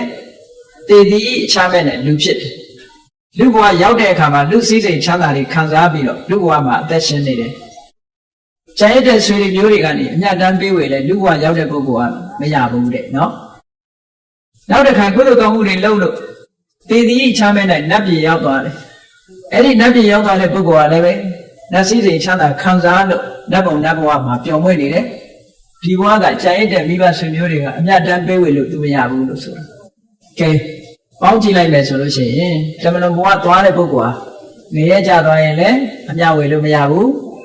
တိရစ္ဆာန်ဖြစ်နေရင်လည်းအမြဝေလို့မရဘူး လူပြေရောက်သွားရင်လည်းအမျှဝေလို့မရဘူးနတ်ပြေရောက်နေရင်လည်းအမျှဝေလို့မရဘူးတဲ့ဒီလိုဆိုလို့လေဒါဖြင့်သူကအကုသိုလ်ကံတွေလုပ်သည့်အတွက်ကြောင့်သေသည်အခြားဘက်မှာပြိတ္တာဖြစ်သွားတယ်ပြိတ္တာဆိုတာတစ်စီတို့တရားတို့ပဲပြောပါစို့နော်အိမ်သားနေချင်းမှာပြိတ္တာဖြစ်ပြီးပစ္စည်းဆွဲလို့ပဲဖြစ်စေမိသားစုပေါ်ဆွဲမဲ့လို့ဖြစ်စေလူတွေကဒါကိုမကျွတ်မလွတ်ဘူးလို့ပြောတယ်ကိုယ်လည်းကျွတ်သလားဆိုပဲကျွတ်မှာလို့နော်တန်တရားဘုကမလွတ်သေးတယ်မကျွတ်သူတွေကြီးပဲအကုန်လုံးသို့တော့တစ်စီချင်းမှမကျွတ်ဘူးလို့ထင်နေကြတယ်အဲ့ဒါလို့ပြိတ္တာဘဝရောက်နေတဲ့ပုဂ္ဂိုလ်ကြလို့ရှိရင်တဲ့ပြိတ္တာဘဝမှာသူ့အကျိုးပေးသမျှနဲ့ဘဝယက်တည်တာကတခုတဲ့ဒီဘဝကဆွေတွေမျိုးတွေကကုသိုလ်ကောင်းမှုလုပ်ပြီးတော့အမြတ်တမ်းပေးဝေလို့ရှိရင်လည်းဒီဘဝကကုသိုလ်ကောင်းမှုကိုအမိပြုပြီးတော့သူဘဝကိုယက်တည်နိုင်တယ်တဲ့သူကြတော့ဘဝယက်တည်ဖို့လမ်းကြောင်းနှစ်ခုရှိတယ်နော်သူကံအကျိုးပေးနဲ့ယက်တည်တာကတခုဒီဘဝကကုသိုလ်ကောင်းမှုကိုဒီဘဝကဆွေတွေမျိုးတွေကအမြတ်ဝေတဲ့အခါမှာတာရုခေါ်လိုက်လို့ရတဲ့အကျိုးတရားကိုလည်းပဲမှီပြီးတော့ယက်တည်နိုင်တယ်လို့ဒီလိုပြောတယ်အဲ့ဒါကိုပဲဂတိ၅ပါးလို့ခေါ်တယ်အညံဆုံးကြောက်စရာအကောင်းဆုံးကနေရဂတိပြီးတဲ့အခါတိရိစ္ဆာနာဂတိနောက်ပြီးတော့ပေတဂတိနောက်ပြီးမနုဿဂတိနောက်ဒေဝဂတိလူတွေရဲ့တမလွန်ဘဝသွားတဲ့အခါမှာသွားရလမ်းကြောင်းကြီး၅သွယ်ရှိတယ်အဲ့ဒီလမ်းကြောင်းကြီး၅သွယ်ထဲမှာ၃သွယ်ကတော့ဒုစရိုက်တွေကြောင့်ရောက်သွားတာနေရတိရိစ္ဆာန်ပြိတ္တာဆိုတာဒုစရိုက်ကြောင့်ရောက်သွားတာလူဘုံဓာတ်ဘုံဆိုတဲ့ဒီဂတိနှစ်ခုကတော့ဒုစရိုက်ကြောင့်ရောက်တာလို့ဒီလိုမှအဲ့လိုရောက်သွားတဲ့ထဲမှာပေတဂတိရောက်တဲ့ပုဂ္ဂိုလ်တဦးတည်းကိုသာလေတမလွန်ဘဝရောက်သွားတဲ့ပုဂ္ဂိုလ်တဦးတည်းကိုသာလေဒီဘဝကကုသိုလ်ကောင်းမှုလုပ်ပြီးအမြတ်တမ်းပေးဝေရင်အကျိုးရှိနိုင်တယ်လို့ဒီလိုခေါ်တယ်နော်အဲ့ဒီပုံသားကြီးကိုအဲ့ဒီလိုရှင်းပြီးတော့ဟောလိုက်တဲ့အခါကျတော့ပုံသားကြီးကထပ်မဲတယ်အရှင်ဘုရားတဲ့တပည့်တော်တို့ရည်စူးတဲ့ပုဂ္ဂိုလ်ကတဲ့အဲ့ဒီပြိတ္တာဘုံကိုမရှိဘူးပြိတ္တာဘုံမှာမဖြစ်ဘူးဆိုလို့ရှိရင်တပည့်တော်တို့ရည်စူးပြီးတော့အမြတ်တမ်းပေးဝေလိုက်တဲ့ကုသိုလ်ကိုဘယ်သူရသွားတော့တဲ့ဒါလည်းစဉ်းစားစပွဲကောင်းတဲ့မိကုံးလေးတစ်ခုပဲအဲ့တော့မြတ်စွာဘုရားဖြေတာကသူမရဘူးဆိုလို့ရှိရင်ကိုရည်ညွှန်းတဲ့ပုဂ္ဂိုလ်မရဘူးဆိုလို့ရှိရင်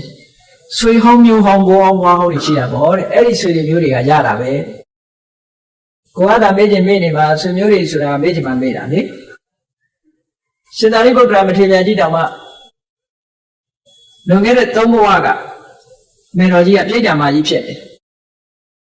ပြိတ္တာမကြီးဖြစ်တော့အာကိုရလိုက်ရှာတဲ့အခါရှင်သာရိပုတ္တရာတွေ့တယ်။အော်ဒါငါသားကြီးပဲဆိုပြီးတော့အခုကြီးလာတောင်းတယ်။ရှင်သာရိပုတ္တရာမထေရမြတ်ကဝါကြောင်းလေး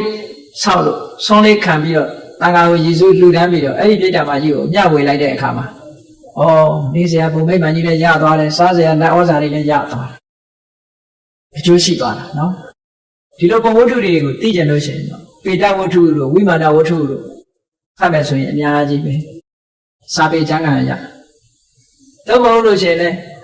မြန်မာနိုင်ငံမှာလည်းပဲအတွေ့အကြုံရေးထားတဲ့ဝတ္ထုမျိုးတွေလည်းရှိတာအများတန်းပေးဝေလိုက်လို့ရှိရင်ရတယ်ကုသိုလ်ကောင်းမှုရပြီးတော့ချမ်းသာဒုက္ခရသွားကြတာတွေများများစွာရှိတယ်ပေါ့အဲ့ဒီမှာပုံသားကြီးကမေးတဲ့အခါမြတ်စွာဘုရားက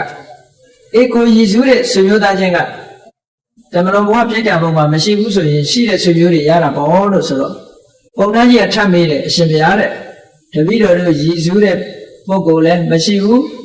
တခြားဆွေမျိုးသားချင်းတွေလည်းမရှိဘူးဆိုရင်ကောတဲ့ဘယ်သူရမှာလဲဆိုတော့မြတ်စွာဘုရားကတန်မြာကြီးဆိုတာဒီလောက်ကြားနာကိုယ်ဆွေမျိုးတွေမရှိတဲ့ပြိတ္တာဘုံဆိုတာဘယ်တော့မှမရှိနိုင်ဘူးတဲ့ဒါဟုတ်ကဲ့လားဗေမိတာရမင်းကြီးတောင်မှပဲဟိုကကုသနာမြတ်စွာဘုရားလက်ထက်ဝိပဿနာမြတ်စွာဘုရားလက်ထက်ကဆွေတွေမျိုးတွေပြိတ္တာဘုံရောက်လာနေရှိတာပဋိဘောဆွေမျိုးတွေကဘာချားပြီးတော့ဆွေမျိုးတွေကပြိတ္တာဘုံရောက်နေကြတာရှိတယ်အဲ့ဒါကြောင့်မို့လို့ဆွေမျိုးတွေကကိုယ်ဆွေမျိုးအမြတ်တမ်းပေးဝေမှာကိုစောင့်စားပြီးတော့နေကြတယ်အမြတ်တမ်းပေးဝေလိုက်ရင်ဝမ်းမြောက်လို့မို့သာတို့ခေါ်လိုက်တာနဲ့တကယ်နဲ့သူတို့ရဲ့ဘဝအခြေအနေတွေဟာချက်ချင်းတိုးတက်ပြောင်းလဲသွားနိုင်တယ်တဲ့ဘယ်သူကြောင့်ပြောင်းလဲတာလဲကုသိုလ်ကြောင့်ပြောင်းလဲတာနော်တခြားကြောင့်ပြောင်းတာမဟုတ်ဘူးသူတို့တဏ္ဍာမှာဖြစ်တဲ့ကုသိုလ်ကြောင့်ပြောင်းလဲတာဒါနဲ့ပတ်သက်ပြီးတစ်ခုမှတ်စရာလေးတစ်ခုပြောအောင်ကုသိုလ်ဟာအဓိကကျတယ်ဆိုတဲ့အကြောင်းနဲ့ပတ်သက်တယ်ဘုန်းကြီးတို့တွေအားလုံးသိကြတယ်အားလုံးတရားနာပရိသတ်တွေကြားဘူးတယ်ဘဝတုတ္တဗမင်္ဂလာရခန္တုတ္တဗဒေဝတာဆိုတဲ့ခါထာလေးထဲမှာ သဗ္ဗဗုဒ္ဓ ानु ဘာဝေနသရတုခိဘဝန္တုတေဆိုတဲ့စကားရမှာသဗ္ဗဗုဒ္ဓ ानु ဘာဝေနအလုံးစုံသောဘုရားရှင်တို့၏အစွမ်းတကူတေသောအာနုဘောကြောင့်လို့ဒီလိုဘာသာပြန်လေးရှိကြတယ်ဘုရားရဲ့တကူကြောင့်ချမ်းသာတယ်လို့ဒီလိုပြောတော့လူတွေဟာတကူကိုအားကိုးကြဟုတ်တယ်မလားအစွမ်းတကူရှိတဲ့ပုဂ္ဂိုလ်ဆိုအားကိုးတယ်ချမ်းသာလိမ့်လို့တကယ်ကတော့ဘုရားတကူကြောင့်ချမ်းသာတာမဟုတ်ဘူးဘာသာပြန်တဲ့အခါမှာတကယ်ပြန်ရမှာကဘာလို့ဆိုအလုံးစုံသောဘုရားသခင်ကိုရောမြတ်တို့ကိုရှ िख ိုးပူဇော်ရတဲ့ကုသိုလ်ကောင်းမှုရဲ့အစွမ်းတကူကြောင့်လို့ဒီလိုပြန်ဘုရားကိုရှ िख ိုးဘုရားကိုကြည်ညိုတဲ့ကုသိုလ်စိတ်ရဲ့ကုသိုလ်စိတ်ကမှတကယ်တကူဟုတ်ကဲ့လားကိုယ်တဏ္ဍာမှာဘုရားကိုအာယုံပြုပြီးတော့ဖြစ်ပေါ်လာတဲ့ကုသိုလ်တရားကမှတကယ်အစွမ်းတကူထက်တာတဲ့အဲ့ဒီအစွမ်းတကူကြောင့်ချမ်းသာကြပါစေဆိုမှပုံမှန်ကန်တယ်မြတ်စွာဘုရားကမတာမဟုတ်ဘူးကိုလုပ်တဲ့ကုသိုလ်ကမတာအဲ့ဒါကြောင့်မလို့ကိုယ်တဏ္ဍာမှာကုသိုလ်ဖြစ်အောင်ကြိုးစားရမယ်အဲ့ဒါလို့မသိလို့ရှိရင်လူတွေကဘာဖြစ်ဘုရားကိုယ်ွယ်တာတောင်မှပဲလက်ကောင်းတဲ့ဘုရားမှာကိုယ်ွယ်နော်လက်ကောင်းတဲ့ဘုရားကိုယ်ွယ်ဘုရားကလက်ကောင်းမှာမဟုတ်ဘူးကိုလုပ်တဲ့ကုသိုလ်ကံကမှလက်ကောင်းမှာနော်ကုသိုလ်ကံကိုဥဒိချက်မထားဘဲနဲ့ရုပ်တုတော်သွားပြီးတော့ဥဒိချက်ထားလို့ရှိရင်ဒါမှန်ကန်မှုမရှိဘူးမှန်ကန်မှုမရှိဘူးကုသိုလ်ရဲ့အစွမ်းတကူကသာလည်းမှန်ကန်တယ်လို့ဒီလိုပြောမြတ်စွာဘုရားကိုယ်တိုင်ကလည်းပဲပုံညာဘိက္ခဝေမာဘာယိဋ္ဌဒုက္ခတေတံဒိဝဆနာယတိတံပုံညာဒီချမ်းသာခြင်းကုသိုလ်မကြောက်နဲ့တဲ့ကုသိုလ်များများလို့ကုသိုလ်များမှချမ်းသာမယ်ပြောတယ်နော်ဒီလိုဟောတာအေးဒါကြောင့်လို့ခုနကတေဝလောကပြောင်းသွားတဲ့ပုဂ္ဂိုလ်လည်းပဲဒီကကုသိုလ်ကောင်းမှုလုပ်ပြီးအမြတ်ဝေတယ်ဆိုတာဒီကကုသိုလ်ကြောင့်သူတို့ချမ်းသာဒုက္ခရသွားတယ်ဆိုတဲ့နေရာမှာဆက်ဆက်မှုရှိတာကိုသာပြောတာဒီကအမြတ်ဝေရတဲ့နဲ့သူတို့ကတာလို့မခေါ်ဘူးဆိုရင်မရဘူးအဲ့တော့တာတို့ခေါ်လိုက်တာလည်းပဲပုံညာကရိယာဝတ္ထု10မျိုးထဲမှာတာတို့ခေါ်တာကုသိုလ်တစ်ခုဟုတ်ကဲ့လားပုံညာကရိယာ10ခုပုံညာကရိယာဝတ္ထု10မျိုးရှိတယ်ပြုလုပ်တဲ့ပြုလုပ်ထိုက်တဲ့ကုသိုလ်ချမ်းသာဒုက္ခရဲ့တရားဖြစ်လို့ဝတ္ထုချမ်းသာဒုက္ခရဲ့အကြောင်းတရားဖြစ်လို့ဝတ္ထုဖြစ်ပြီးတော့လုပ်တဲ့လုပ်ထိုက်တဲ့ကုသိုလ်10မျိုးလို့ဆိုတဲ့အချိန်ပဲတာတို့ခေါ်တာလည်းလုပ်တဲ့လုပ်ထိုက်တဲ့ကုသိုလ်တစ်မျိုးပဲတဲ့အဲ့ဒီတာတို့ခေါ်တဲ့ကုသိုလ်ကြောင့်စိတ်ဓာတ်ကိုရောက်နေတဲ့ပုဂ္ဂိုလ်တွေဟာကုသိုလ်ကောင်းမှုအကျိုးတွေကိုခံစားကြရတာလို့ဒီလိုမှတ်ရမယ်နော်အကယ်၍ဒါတို့မခေါ်နိုင်ဘူးဆိုရင်သူတို့မရဘူးအဲဒါကြောင့်လို့မြတ်စွာဘုရားဖြေတယ်စိတ်ဓာတ်ပုံမှာကိုယ်ဆွေမျိုးသားချင်းတွေခင်းတဲ့နေရာဆိုတာမရှိနိုင်ပါဘူးတဲ့ရှိနေမှာပါတဲ့ဒါပေမဲ့လို့တကယ်တော့လေလူသူကိုယ်တိုင်အကျိုးကျေးဇူးတွေအများကြီးရပါတယ်လို့ဒီလိုခေါ်တာပြုသူကိုယ်တိုင်ကအများကြီးရတယ်လို့ပြောတယ်ဆွေမျိုးသားချင်းကိုရည်စူးပြီးတော့ပြုတာဖြစ်ဖြစ်ကိုကုသိုလ်ကိုယ်တိုင်ကုသိုလ်ရဖို့လုပ်တာပဲဖြစ်ဖြစ်ပြုလုပ်တဲ့ပုဂ္ဂိုလ်ကတော့အကျိုးကျေးဇူးတွေရပြီးသားပဲတချို့ကထင်တယ်ဒီကောင်းမှုကအမေအတွက်လုပ်တယ်အဖေအတွက်လုပ်တယ်ကိုယ်အတွက်မပါဘူးလို့ဒီလိုထင်ကောင်းထင်တယ်မဟုတ်ဘူးကုသိုလ်ကောင်းမှုလုပ်လို့ရှိရင်ဘယ်သူအတွက်ပဲရည်စူးပထမရသူကကိုယ်ပဲပထမရသူကကိုယ်ပဲအဲ့ဒီရလာတဲ့ကုသိုလ်ကမှတစ်ဖက်သားကသာရုခေါ်နိုင်ပြီဆိုမှသူတို့ရတယ်သာရုမခေါ်နိုင်ဘူးဆိုမရဘူးလို့ဒီလိုမှအေးကောင်းပြီမြတ်စွာဘုရားကလူသူတန်းသူကုသိုလ်ကောင်းမှုပြုသူကိုယ်တိုင်ကဒီကုသိုလ်ရဲ့အကျိုးတွေကိုခံစားရတယ်ဆိုတော့ပုံသားကြီးကဝမ်းသာတာအရှင်ဘုရားအဲ့လိုဆိုလို့ရှိရင်မဖြစ်နိုင်တဲ့နေရာမှာလည်းပဲအရှင်ဘုရားအကျိုးခံစားရတယ်လို့ဆိုလိုတာလားဆိုဟုတ်တာပေါ့တဲ့မြတ်စွာဘုရားရှင်းပြတယ်ဆိုပါတော့လူတယောက်ဟာဒုစရိုက်လုပ်ငန်းတွေလုပ်တယ်ဒုစရိုက်တွေကြောင့်တည်သွားတဲ့အခါမှာဆင်သွားဖြစ်တယ်။သို့တော်သူကမသိခင်ကဒုစရိုက်တွေလုပ်ပေမဲ့လို့လူမှုတမ်းမှုဝါသနာပါလူတွေ။ဒါကြောင့်မို့သူကဒုစရိုက်လုပ်လို့ဆင်ဖြစ်တယ်တရိစ္ဆာန်ဘဝရောက်သွားတယ်လူခဲ့သည့်တန်းခဲ့သည့်အတွက်ကြောင့်ဆင်ပြူတော်ဆိုပြီးတော့ခန်းခန်းနာနာမယ်သူအကာအယံနဲ့အမိုးနဲ့အကျွေးကျွေးတာမွေးတာတွေနဲ့ရေချိုးပေးမဲ့လူနဲ့မရှိဘူးလားရှိတယ်ဆင်ပေမဲ့လို့အမလေးစိတ်နဲ့နေရာလေးဆင်ကရှိသေးတယ်နော်အဲ့ဒီတိုင်းပဲခွေးတွေရောစိတ်နဲ့နေရာလေးခွေးမရှိဘူးလားရှိတယ်ခုခေတ်ဆိုပဲခွေးကမော်ဒန်မြင့်တဲ့ကားကြီးစီးလို့ဟိုမှာလူအိတ်တဲ့နေရာကြီးတွေအဲ့လို့အမေခွေးစာတောင်မှပဲ special ထုတ်လုပ်ထားတဲ့ခွေးစာချွေရတချို့ပြန်ကျဲဥကဘယ်နှလုံးလို့အသားကဘယ်နှလုံးနဲ့လူတဲ့တောင်မှသူတို့ကသားနေချင်တယ်အဲ့ဒါဒါနရှိခဲ့တဲ့ခွေးလို့ပြောတာဒါနမရှိခဲ့တဲ့ခွေးကြတော့ဟိုအမိုက်ပုံနှန်းဒီအမိုက်ပုံနှန်းနဲ့ဒီလိုနဲ့ပြီးနေကြ တရိစ္ဆာန်ဘဝရောက်တော့မှဒါနကုသိုလ်ရဲ့အကျိုးကခံစားရတယ်လို့မြတ်စွာဘုရားဟောတာနော်လှူသူဟာမကောင်းတဲ့ဘဝရောက်သွားအောင်လှူတဲ့ပုဂ္ဂိုလ်ဟာတရိစ္ဆာန်ဖြစ်အောင်ကောင်းကျိုးချမ်းသာတွေရတယ်လို့ပြောတာချမ်းသာတယ်လို့ပြောတာထို့တူပဲလှူတဲ့ပုဂ္ဂိုလ်ဟာလှူပြီးဆိုလို့ရှိရင်ထိုလှူတဲ့အကျိုးဟာဖြစ်လျာဘဝမှာလိုက်ပြီးတော့အကျိုးပေးမယ်ဒါနကောင်းမှုလုပ်တယ်သူစရိုက်တရားတွေကျင့်သုံးဆောက်တည်တယ်သူစရိုက်ကျင့်သုံးဆောက်တည်သည့်အတွက်ကြောင့်လူပြည်ရောက်တယ်ဒါနကောင်းမှုတွေလုပ်ခဲ့သည့်အတွက်ကြောင့်လူဘုံလူဘဝမှာလူချမ်းသာတရားဖြစ်တယ်သူစရိုက်လုပ်သည့်အတွက်ကြောင့်လူဖြစ်တယ်ဆိုလိုတာကသီလကြောင့်လူဖြစ်တယ်နော်သီလကြောင့်လူဘဝရောက်တယ်ဒါနကြောင့်လူချမ်းသာဖြစ်တယ်ထို့တူပဲသူစရိုက်တရားတွေကိုကျင့်သုံးခဲ့သည့်အတွက်ကြောင့်နတ်ပြည်ရောက်တယ်ဒါနကောင်းမှုကြောင့်နတ်စည်းစိမ်ချမ်းသာသူများနဲ့မတူအောင်ချမ်းသာတယ်ဒီအကျိုးတွေကဒါကြောင့်မလို့သူ့အကျိုးနဲ့သူပဲ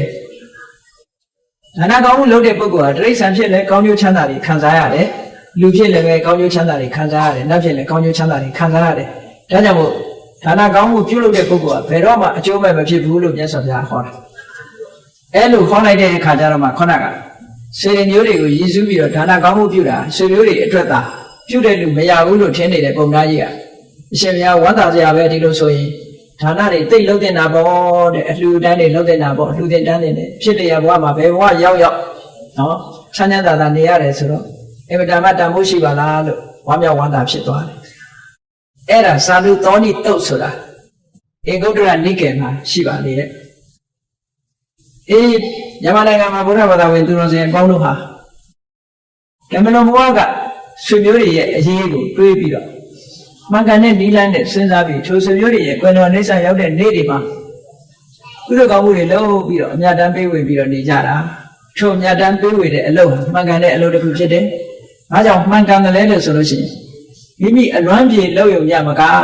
ဒီကုသိုလ်ကောင်းမှုကိုဆွေမျိုးတွေကသိရှိဝမ်းမြောက်မှုကိုသာဓုခေါ်မယ်ဆိုလို့ရှိရင်သူတို့ဘဝလေးတွေကတိုးတက်ပြီးတော့ကောင်းမွန်သွားကြမှာဖြစ်ပါလေဒီဘဝကအစာအုပ်လေးလုပ်ပြီးတော့လှူလိုက်ရင်သူတို့မှာဟိုဘက်မှာဘုံမိတ်မှန်တွေရတယ်ဒီဘဝကအစားအစာလှူပြီးတော့မျှဝေလိုက်လို့ရှိရင်ဟိုဘဝမှာဟိုဘက်မှာတမန်တော်ဘဝအဆွေမျိုးတွေမှာအစားအစာတွေရတယ်အဝတ်ကလေးတွေလှူဒန်းပြီးတော့အမျှဝေလိုက်လို့ရှိရင်သူတို့မှာနတ်ဝတ္တန်စာတွေရတယ်ဒီဘဝကလှူလိုက်တဲ့ကုသိုလ်ကောင်းမှုချက်ချင်းသူတို့ဘဝမှာအကျိုးပေးတယ်ချက်ချင်းလို့ဆိုတာဘယ်လောက်ထိအောင်ချက်ချင်းလဲဆိုတာမြတ်စွာဘုရားကဥပမာ200နဲ့ရှင်းပြထားတာရှိတယ်။ဩနမေဥဒကံဝုဋ္ဌံယထာနိနံပဝတ္တတိဧဝမေဝဣတောဒိဏံပေတနံဥပကပ္ပတိကောင်းမြင့်ပေါ်ရွာချလိုက်တဲ့မိုးရေတွေဟာနေရအရက်ကိုဒလဟောစီးဆင်းသွားတယ်ပေါ့လားအဲ့ဒါလိုပဲဒီဘဝကနေပြီးတော့အမြလို့ပေးလိုက်တာတဲ့တပြိုင်နက်ကိုကုသိုလ်ကောင်းမှုတွေကိုအမြလို့ပေးလိုက်တာတဲ့တပြိုင်နက်ဟိုကပုဂ္ဂိုလ်မှာတစ်ခါတည်းဖြည်းဖြည်းစုံစုံကြီးရသွားတယ်ချက်ချင်းရတယ်ဆိုင်းတယ်မလို့ဟုတ်ကဲ့နောက်ဥပမာတစ်ခုကယထာဝါရိဝဟာပူရာပရိပူရင်းတိတာကရဧဝမေဝဣတောဒိဏံပေတနံဥပကပ္ပတိရချောင်းအင်းအိုင်တွေကမြည်ရည်တွေကဘယ်ကိုစီးဝင်တယ်လဲဆိုရင်ပင်လယ်ထဲကိုစီးဝင်မြည်ရည်တွေဟာပင်လယ်ထဲစီးဝင်သွားတယ်လို့ပဲဒီဘဝကလှူလိုက်တဲ့ကုသိုလ်ကောင်းမှုတွေဟာမိမိတို့ရည်ညွှန်းတဲ့ပုဂ္ဂိုလ်တွေရဲ့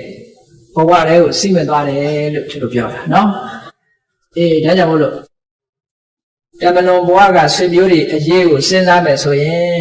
တရင်စာထဲမှာအလွမ်းထဲတာကလည်းပဲကိုယ့်အတွက်စိတ်ဖြည့်သိမ့်မှတပါသူတို့အတွက်ဘာမှအကျိုးမရှိဘူးတဲ့နော်တင်းကြိုက်သွားပြီးတော့ပန်းချင်းကလေးတွေချတာလည်းပဲကိုယ်စိတ်ဖြည့်သိမ့်မှတပါသူတို့အတွက်ဘာမှအကျိုးရမှာမဟုတ်ဘူးကြိုက်တတ်တဲ့အစားအစာလေးတွေသွားချထားတာလည်းပဲသူတို့အတွက်အကျိုးရမှာမဟုတ်ဘူးသူတို့အတွက်တကယ်အကျိုးရတာတော့ကုသိုလ်ကောင်းမှုကိုလုပ်ပြီးတဲ့အခါမှာသူတို့ကိုအမြတ်တမ်းပေးဝေခြင်းကသာလျှင်သူတို့အတွက်ကောင်းကျိုးချမ်းသာရနိုင်တယ်ဆိုတဲ့မှန်ကန်တဲ့အသည့်တရားတွေကိုရပြီးတော့ဓမ္မလွန်ဘဝရောက်နေတဲ့ဓမ္မလွန်ဘဝကဆွေမျိုးတွေရဲ့အရေးကိုစဉ်းစားပြီးတော့အကျိုးရှိတဲ့အလုပ်ကိုလုပ်ဖို့အမှန်တမ်းအရေးကြီးပါတယ်ဆိုတဲ့အကြောင်းကိုဓမ္မလွန်ဘဝကဆွေမျိုးများအရေးဆိုတဲ့